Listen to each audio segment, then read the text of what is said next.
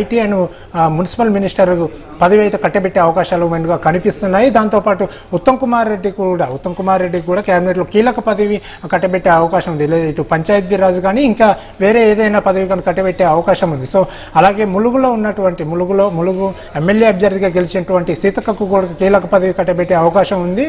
అలాగే ఇంకొంతమంది నేతలు ఉన్నారు. సో వాళ్ళందరికీ కూడా అంటే దాంతోపాటు ఇటు ఏదైతే భద్రాచలంలో ఓడిపోయినటువంటి వ్యక్తి ఎవరైతే ఉన్నారో అంటే బీఆర్ఎస్ పార్టీ తరఫున పోటీ చేసినటువంటి వ్యక్తి గెలుపొందారో అక్కడ భద్రాచలంలో ఓడిపోయినటువంటి వ్యక్తికి కూడా రేవంత్ రెడ్డి కొన్ని సూచనలు చేసినట్టు మనకు తెలుస్తుంది. సో అతన్ని కూడా వెంటనే హైదరాబాద్ రావాలని చెప్పేసి ఆయనకి కబురు పంపారు. సో ఆయనకు సంబంధించి కూడా ప్రభుత్వం ఏర్పాటు అవగానే ప్రభుత్వంలో కీలక పోస్టును ఏదైనా నామినేటెడ్ పదవి కానీ లేదా తర్వాత ఎమ్మెల్సీ పదవి కానీ ఏదైనా కట్టబెట్టే అవకాశం కనిపిస్తుంది.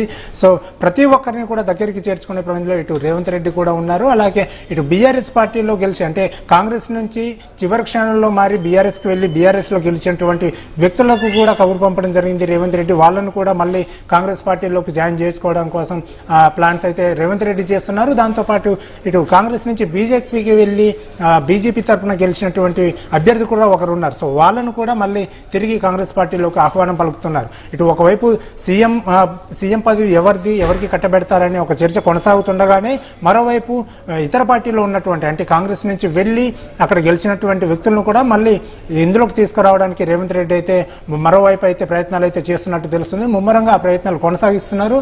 వాళ్ళందరినీ కూడా మళ్ళీ తీసుకొచ్చేందుకు అయితే ప్రయత్నిస్తున్నట్టు మనకు తెలిసింది. అలాగే ఇంతకుముందు టీడీపీలో పనిచేసినటువంటి వ్యక్తులు ఎవరైతే ఉన్నారో వాళ్ళందరూ కూడా ఇప్పుడు కొంతమంది బీఆర్ఎస్లో ఉన్నారు. బీఆర్ఎస్లో గెలిచినటువంటి ఎమ్మెల్యే అభ్యర్థులుగా కూడా ఇప్పుడు ఉన్నారు. సో వాళ్ళందరినీ కూడా మళ్ళీ తిరిగి కాంగ్రెస్ గూటికి చేర్చేలాగా అయితే తీవ్ర ప్రయత్నాలు అయితే ఇటు రేవంత్ రెడ్డి అయితే చేస్తున్నారు. సో ఓవైపు బయటికి వెళ్ళిన వాళ్ళందరినీ కూడా అంటే టీడీపీలో ఉన్నటువంటి పరిచయాలకు సంబంధించి అది కూడా వాడుకుంటున్నారు ఇటు రేవంత్ రెడ్డి. అలాగే కాంగ్రెస్ నుంచి చివరి క్షణాల్లో వెళ్ళి బీఆర్ఎస్ పార్టీ తరఫున గెలిచినటువంటి ఎమ్మెల్యే అభ్యర్థులను కూడా తిరిగి మళ్ళీ పార్టీలోకి రిజైన్ చేసుకోవడం కోసం అంటే పార్టీలోకి ఆహ్వానం పలుకుతున్నారు. ముమ్మరంగా ఈ ఏర్పాట్లు ఒకవైపు కొనసాగుతుంటే మరోవైపు సీఎం పదవి విషయంలో మాత్రం ఇటు ఒక ఆసక్తికర ఉత్కంఠ అయితే కొనసాగుతుందని చెప్పాలి.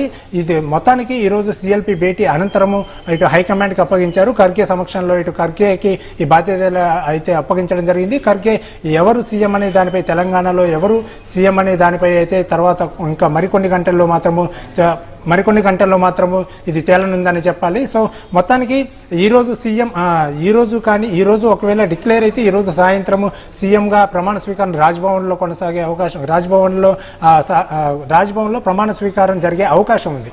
ఒకవేళ ఈరోజు కుదరకపోతే 6వ తారీఖు కానీ లేదా 9వ తారీఖు కానీ 9వ తారీఖు సోనియా గాంధీ జన్మదినం ఉంది కాబట్టి ఆ జన్మదినం పురస్కరించుకొని ముందుగా ఎల్బీ స్టేడియంలో ఆ రోజు ప్రమాణ స్వీకారం చేస్తాం. సోనియా గాంధీకి తెలంగాణ గిఫ్ట్ ఇస్తామని చెప్పేసి తెలంగాణలో కాంగ్రెస్ పార్టీని గెలిపించి గిఫ్ట్గా ఇస్తామని చెప్పేసి మొదటి నుండి కూడా రేవంత్ రెడ్డి అలాగే కాంగ్రెస్ నేతలు కూడా మొదటి నుండి చెప్తున్నటువంటి పరిస్థితి. సో మొదటగా 9వ తారీఖు అనుకున్నప్పటికీ కూడా కొన్ని రాజకీయ పరిణామాల రీత్యా ఈ రోజే చేయాలని అనుకున్నారు. ఒకవేళ ఈ రోజు సీఎం ఎవరనే దానిపై క్లారిటీ వస్తే తప్పకుండా ఈవినింగ్ రాజ్భవన్లో సీఎం ప్రమాణ స్వీకారం ఉంటుంది. లేదంటే 6వ తారీఖు పోస్ట్ పోన్ చేస్తున్నారు. 6 లేదా 9వ తారీఖుల్లో ఈ సీఎం ప్రమాణ స్వీకారం జరిగే అవకాశం అయితే మనకు కనిపిస్తుంది. సో మొత్తానికి సీఎం పదవికి సంబంధించి అంటే సీఎం రేస్లో ఉన్నటువంటి విషయం గురించి ఈ విధంగా ఉంటే అసలు బీఆర్ఎస్ పార్టీ ఓడిపోవడానికి కారణాలైంది, అసలు కాంగ్రెస్ పార్టీ ఏ విధంగా గెలిచిందనే విషయం గురించి కూడా మనం 2 నిమిషాలు చర్చించుకునే ప్రయత్నం చేద్దాం. అయితే కాంగ్రెస్ పార్టీ మొదటి నుంచి కూడా బీఆర్ఎస్ పార్టీకి సంబంధించి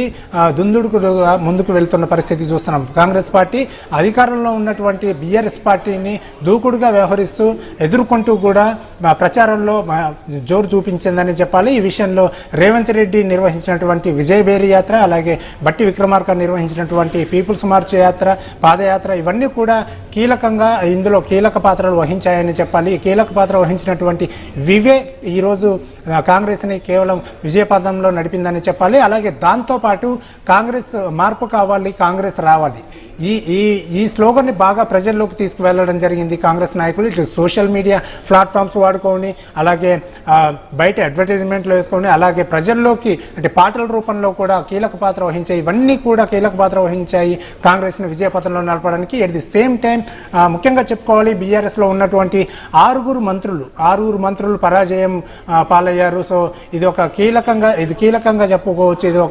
ఎందుకంటే మంత్రుల పదవిలో ఉన్నటువంటి వ్యక్తులే పరాజయం పాలయ్యారంటే కాంగ్రెస్ ఏ రేంజ్లో అంటే ప్రచారంలో కానీ ఇటు ప్రజల్లోకి కాంగ్రెస్ను తీసుకువెళ్ళడంలో కానీ ఏ రేంజ్లో సక్సెస్ అయిందనేది ఇదే నిదర్శనం అని చెప్పాలి.